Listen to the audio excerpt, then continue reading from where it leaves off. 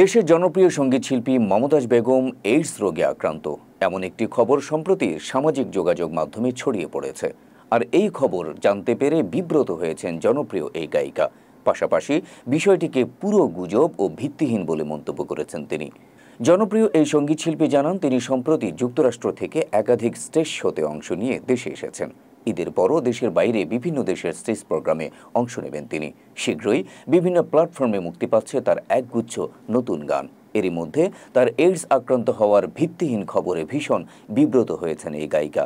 এ বিষয়ে মমতাজ বলেন, নানান কাজের ভিড়ে তাকে এখন নানা ধরনের মিথ্যাচার সামলাতে হচ্ছে। তিনি বলেন, বিষয়টি ভীষণ বিব্রতকর, কারণ আল্লাহর রহমতে আমি সুস্থ ও খুব ভালো আছি, আর সে কারণেই স্টেজ শো নিয়ে দেশ বিদেশে ঘুরে বেড়াতে পারছি।